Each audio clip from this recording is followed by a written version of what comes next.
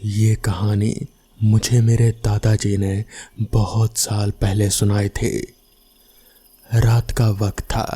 काला घना अंधेरा चारों ओर फैला हुआ था। हाड़ कपा देने वाली शीत की लहर चल रहे थे। सड़क पर सन्नाटा पसरा हुआ था।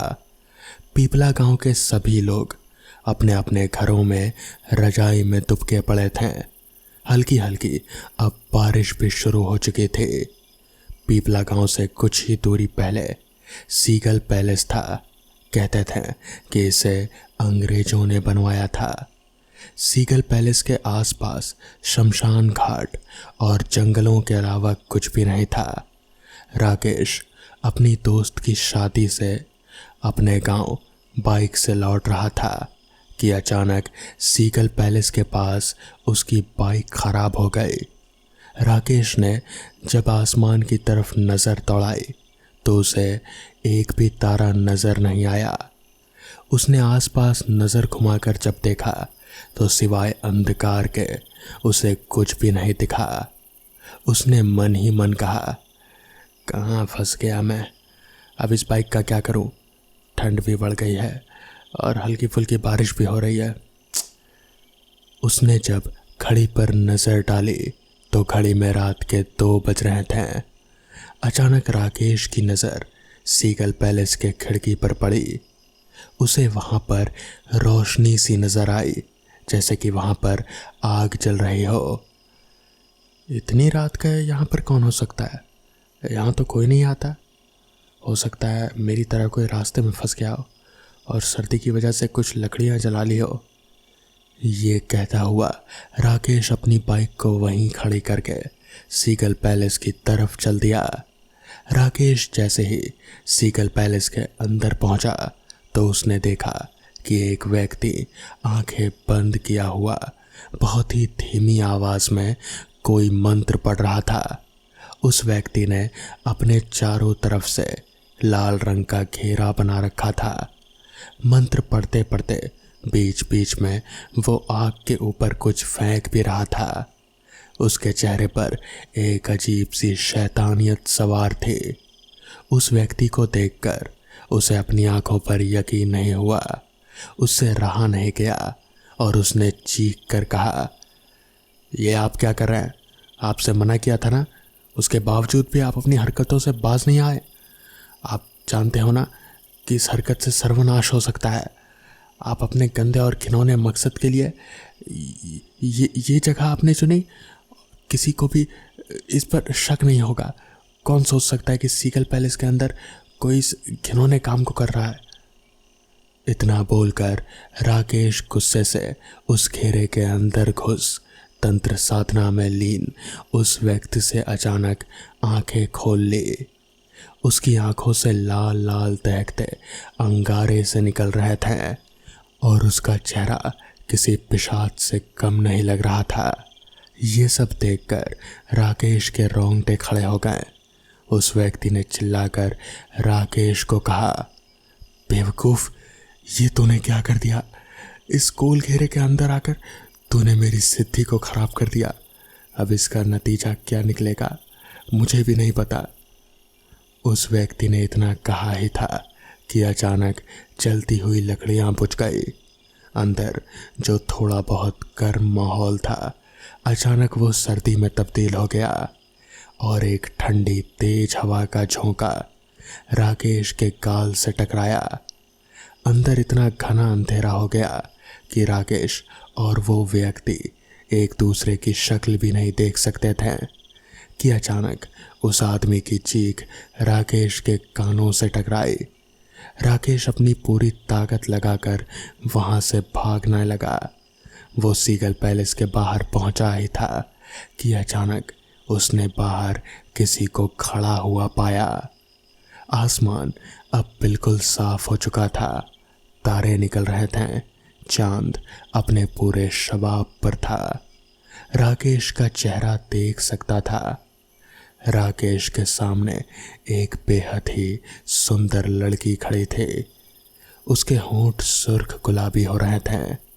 काली साड़ी में वो लड़की किसी अप्सरा से कम नहीं लग रहे थे। राकेश उसे देखकर सब कुछ जैसे भूल ही गया और उसकी खूबसूरती में सम्मोहित होता जा रहा था। वो बस उसे ही घूरे जा रहा था। अचानक उस लड़की ने राकेश को कहा, क्या देख रहे हो राकेश? क्या तुमने कभी कोई सुंदर लड़की नहीं देखी? तुम्हें मेरा नाम कैसे पता? मुझे तुम्हारे बारे में सब पता है राकेश। तुम्हारी एक सुंदर बीवी है और एक बेटा भी है, लेकिन तुम मेरे बारे में इतना सब कुछ कैसे जानती हो? मैंने तुम्हें आज से पहले कभी इस गांव में देखा भी नहीं। वो सब बातें छोड़ो राकेश और मेरी आंखों में देखो। क्या तुम्हें कुछ महसूस हो रहा है? उस लड़की की आवाज़ में पता नहीं क्या सम्मोहन था कि राकेश उसमें समाता जा रहा था। वो सब कुछ भूल चुका था कि कुछ पहले ही उसके साथ क्या घटना घटी थी। राकेश अब उस लड़की को देखकर बेकाबू सा होने लगा। तुमने अपना नाम तो बताया ही नहीं। तुम्हारा नाम क्या है? मेरा एक नाम नहीं है राकेश। तुम जिस नाम से चाहो मुझे बुला सकते हो। राकेश ने बिना देरी किए उस लड़की को अपनी बाहों में भर लिया। बाहों में भरते ही राकेश अपनी मस्ती में खो गया। वो ये भी देखना भूल गया कि उस लड़की का चेहरा अब सुंदर नहीं था, बल्कि उसके खूबसूरत हाथों में नाखून की जगह बड़े बड़े दो पंजे थे और उसके दांत किसी भेड़िया की तरह अचानक से बड़े हो गए। देखते ही देखते उस लड़की ने अपने दांत राकेश के गर्दन में गाड़ दिए और राकेश की दिल दहला देने वाली चीख पूरे सन्नाटे में गूंज गई। अगले दिन राकेश की लाश नग्न अवस्था में सीगल पैलेस के बाहर सड़क पर पड़ी हुई मिली। चारों तरफ पिपला गांव के लोग मौजूद थे। राकेश की लाश को देखकर ऐसा लग रहा था जैसे कि उसके बदन के सारे खून का एक एक कतरा तक निचोड़ लिया गया हो। उसकी आंखें फटी हुई थी, जैसे कि उससे कोई बहुत ही भयानक चीज़ देख ली हो। अपनी भयानक आंखों से राकेश की बीवी बुरी तरह से रो रहे थे। गांव के मुखिया ने तांत्रिक भैरवनाथ को यहाँ पर बुलवाया था। भैरवनाथ ने जैसे ही राकेश को देखा वो बुरी तरह से चीखने लगा, अनर्थ, घोर अनर्थ, यह अनर्थ है, ये कैसे संभव हो सकता है? तो इस पर गांव का मुखिया बोला, ये कैसी बातें कर रहे हैं आप? कैसा अनर्थ बाबा? नादान, ये तुझे राकेश की लाश नहीं देख रही है? इसके शरीर का एक भी खून का कतरा भी चूसा गया है। तुझे नहीं पता कि इसके साथ क्या हुआ? देख, इसकी लाश कैसे सफ़ेद पड़ी हुई है, इसकी आंखें कैसे फटी हुई है, मगर आसपास खून का एक कतरा भी मौजूद नहीं है, जैसे किसी ने पूरा खून चूस लिया हो। भूत पिशाच कोई भी इंसान का खून नहीं पीते हैं। बाबा, मैं आपकी बात का मतलब समझा नहीं। आप क्या क्या कहना चाहते हैं? यहाँ पर किसी ने सिद्धि की है, वो अपनी सिद्धि में विफल हुआ है या फिर कुछ और दिक्कत आई होगी, उसका परिणाम राकेश को भुगतना पड़ा। तभी अचानक भैरवनाथ फटी फटी आंखों से इधर उधर देखने लगा। तो मुखिया ने उससे कहा, आप क्या देख रहे हैं बाबा? तो इस पर भैरवनाथ ने कहा, क्या यहाँ पर सिर्फ एक ही लाश मिली है? हाँ बाबा, सुबह होते ही पता चला कि यहाँ पर राकेश मरा पड़ा है। राकेश हमारे ही गांव का है, लेकिन हमारी समझ में नहीं आता बाबा कि आपके चेहरे पर इतनी परेशानी क्यों है। क्योंकि अब जो यहाँ पर होने वाला है उससे सिर्फ तुम सबको परेशानी ही आएगी और अनर्थ आएगा। मुखिया, किसी ने उसे बुला लिया है। किसे बाबा, किसे? यक्षिणी को। इस तरह से इंसान का खून सिर्फ यक्षिणी ही पी सकती है, कोई और नहीं। यक्षिणी का नाम सुनकर वहाँ पर मौजूद सभी लोग भयभीत नजर आने लगे हैं। तो मुखिया बोला, अब अब क्या होगा बाबा? अब हम क्या कर सकते हैं? इतना आसान नहीं है मुखिया। यक्षिणी को जिसने बुलाया है वही उसे वापस भेज सकता है। भगवान से प्रार्थना करो कि अगर वो आदमी जिंदा है तो हमें उसे ढूंढना होगा, और अगर वो मर गया तो तुम सब भी अपनी मौत पक्की समझो। यहाँ पर मुझे और कोई चारा नज़र नहीं आ रहा। पर बाबा, आप इतने सिद्ध पुरुष हैं, आप क्या आप उस यक्षिणी को काबू में नहीं कर सकते हैं? ये कोई मजाक नहीं है मुखिया। तुम्हें यक्षिणी की ताकत का कोई अंदाज़ा भी नहीं है। एक यक्षिणियाँ कई प्रकार की हो सकती हैं, मगर राकेश की लाश को देखकर मैंने अंदाज़ा लगा लिया कि ये यक्षिणी बहुत ही शक्तिशाली है और ये कुछ भी कर सकती है। हो सकता है कि वो यहीं पर अभी मौजूद हो, किसी और की शक्ल में। भैरवनाथ की बात सुनकर सभी लोग जो वहाँ पर डर कर जमा थे एक दूसरे को डर की निगाहों से देखने लगे। कुछ वक्त बाद पुलिस आई और लाश को लेकर चली गई। गांव वालों को कुछ भी समझ में नहीं आ रहा था कि अब क्या करना चाहिए। उस दिन के बाद से 2-4 लाशें और मिली। डर के मारे कई लोगों ने गांव छोड़ दिया और इसी के साथ मेरे दादाजी ने भी अपने परिवार के साथ उस गांव को छोड़ दिया। उस गांव के साथ क्या हुआ वो आज भी एक रहस्य है। तो दोस्तों, ये थी आज की पहली कहानी। तो चलिए बढ़ते हैं आज की दूसरी कहानी की ओर। एक रात मैं अपने गांव के दोस्त अवधेश के साथ अंधेरी रास्ते में खेत के रास्ते बस स्टैंड की तरफ जा रहा था। तो मेरे दोस्त ने कहा, यार थोड़ा जल्दी चलो, इस खेत से अगले 2 खेतों तक थोड़ी दिक्कत है। तो मैंने पूछा कि क्या बात है, तो उसने बात को टाल दिया। लेकिन मेरे ज़्यादा दबाव डालने पर उसने पूरा किस्सा सुनाया। उसके मुताबिक बहुत साल पहले अपने गांव से रात को इन्हीं खेतों से एक आदमी गुजर रहा था। रास्ते में वो हल्का होने के लिए एक पेड़ के नीचे रुक गया। उसके बाद वो जैसे ही थोड़ा चला तो उसे किसी बच्चे के रोने की आवाज़ आई। उसने सोचा रात को पहरा देने वाले का बच्चा होगा, इसलिए तभी उसे याद आया कि ये खेत तो रमेशर काका का है, जो 3 साल पहले ही यहीं पर फांसी लगाकर मर गए थे। वो आदमी सहमे हुए कदमों से आगे बढ़ता रहा और उसके दिमाग में उन लोगों की बातें याद आई कि इस खेत से गुजरते वक्त रात को कभी भी पीछे मत मुड़ना। कोई रास्ता पूछे तो उसके आँखों और पाँव में मत देखना। कोई कितना भी बोले मगर कोई जवाब मत देना। ये सब बातें दिमाग में सोचने से उस आदमी की हालत पतली हो गई और वो सोचने लगा कि उसने यहाँ आने से पहले ये सब क्यों नहीं सोचा।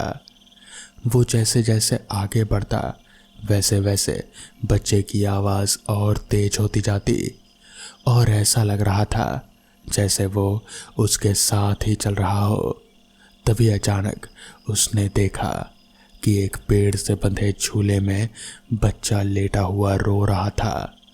तो डरते हुए उसने आवाज़ लगाई, ये किसका बच्चा है? लेकिन कोई प्रतिक्रिया नहीं आई। तो डर के मारे वो आगे बढ़ गया, लेकिन बच्चे की किलकारी सुनकर उससे रहा नहीं गया और उसने पीछे मुड़कर देख लिया। तो उसने देखा वो बच्चा झूले में उसके पीछे ही पड़ा था। रहम के मारे उसने उस बच्चे को गोद में उठाकर भागने की कोशिश की। थोड़ी देर बाद वो बच्चा अचानक ही उसे भारी लगने लगा और ये देखकर वो चौंक गया कि उसके पैर लंबे होकर ज़मीन को बस छूने ही वाले थे। उसने घबराकर बच्चे को गोद से गिरा दिया। जैसे ही वो बच्चा गोद से गिरा तो बच्चा बड़े आदमी की तरह जोर जोर से हंसते हुए बोला, आज तो तू बच गया। अगर मेरे पैर जमीन को छू लेते तो तुझे आज यहाँ कोई नहीं बचा सकता। तेरी मौत तय थी।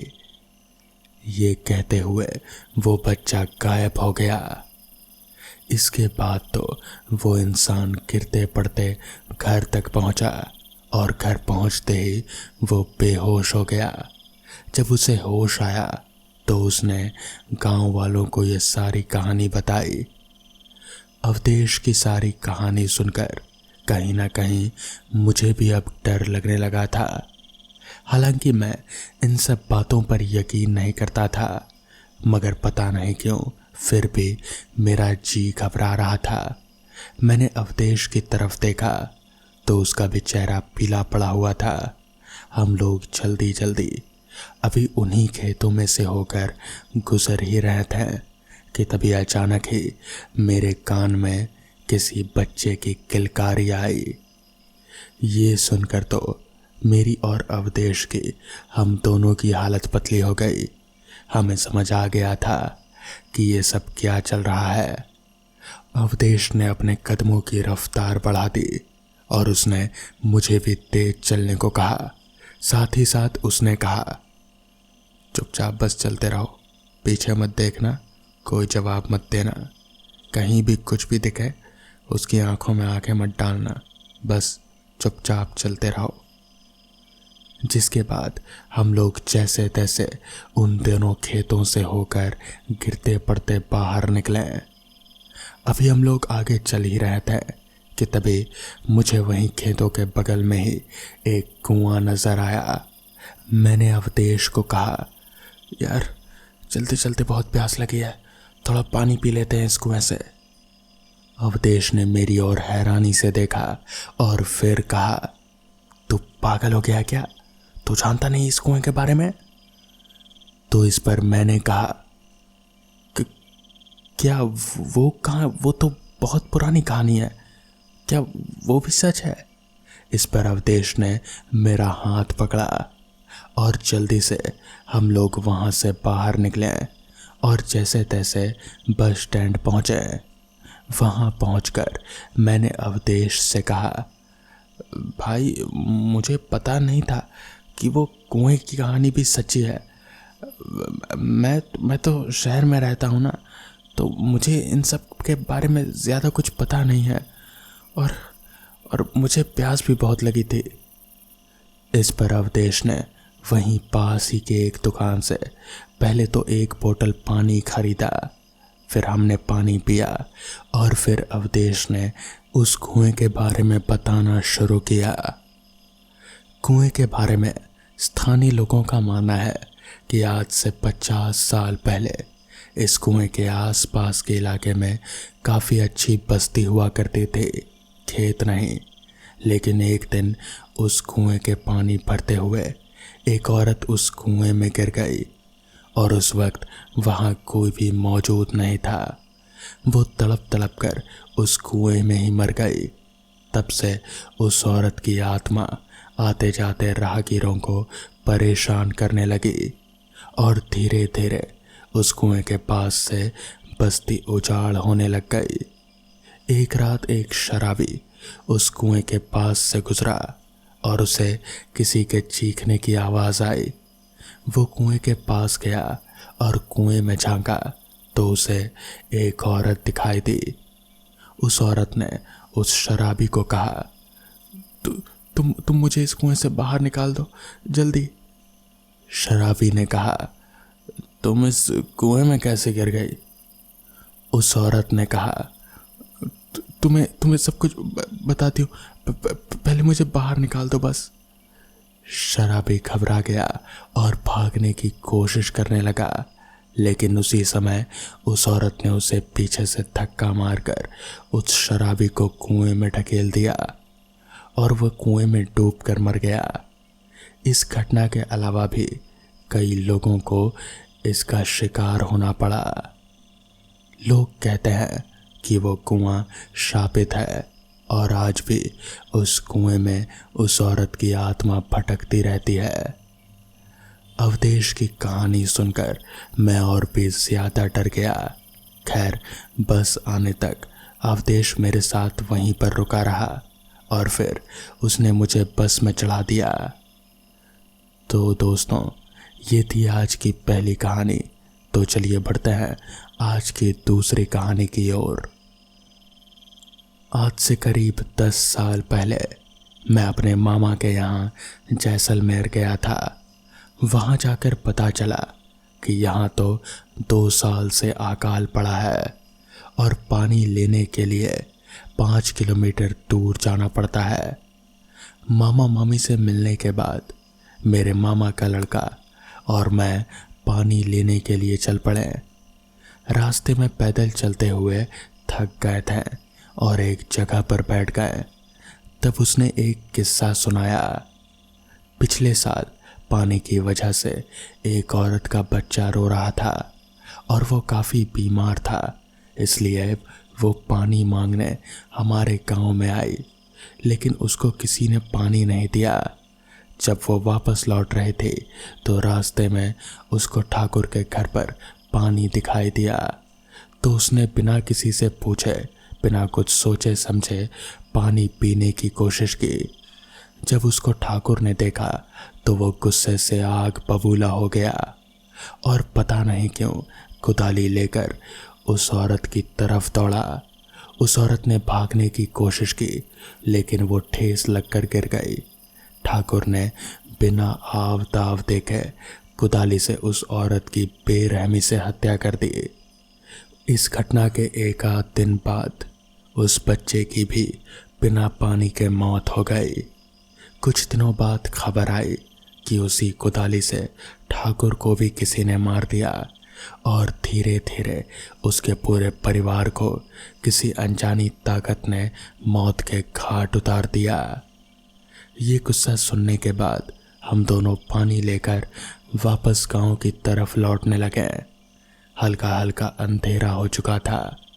अचानक हमारे सामने एक बच्चा आया और पानी मांगने लगा, लेकिन इतनी दूर से पानी लाने की वजह से हमने उसे मना कर दिया।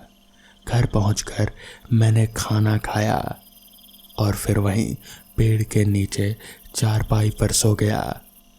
अचानक रात को वो ही बच्चा मेरे सामने आया और पानी मांगने लगा। पहले तो मैंने ध्यान नहीं दिया और गुस्से से उससे कहा, चल भाग यहाँ से। और मेरे सामने फिर अचानक ही वो औरत दिखाई दी।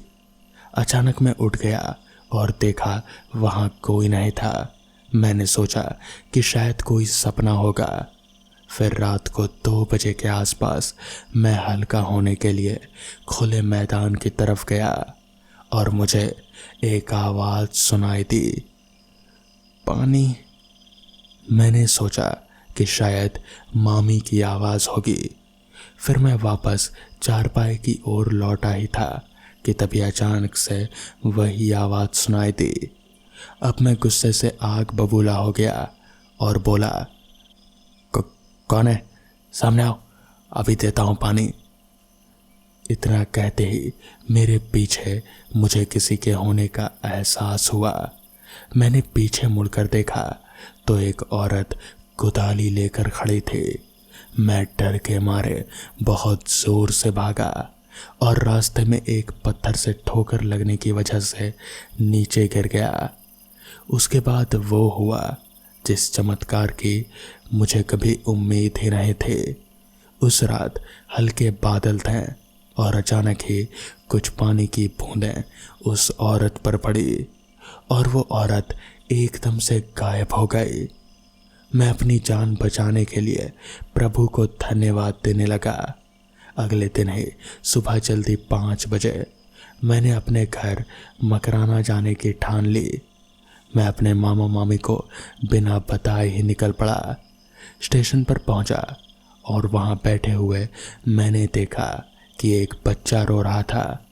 मैं घबरा गया, लेकिन वही औरत मेरे पास आई और पानी मांगने लगी।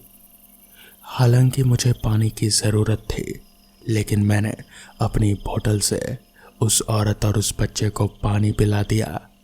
उसके बाद वहाँ ट्रेन आ गई और फिर मैं ट्रेन में बैठकर अपने घर पहुँच गया। उसके बाद से मैं हमेशा अपने पास पानी रख कर ही सोता हूँ।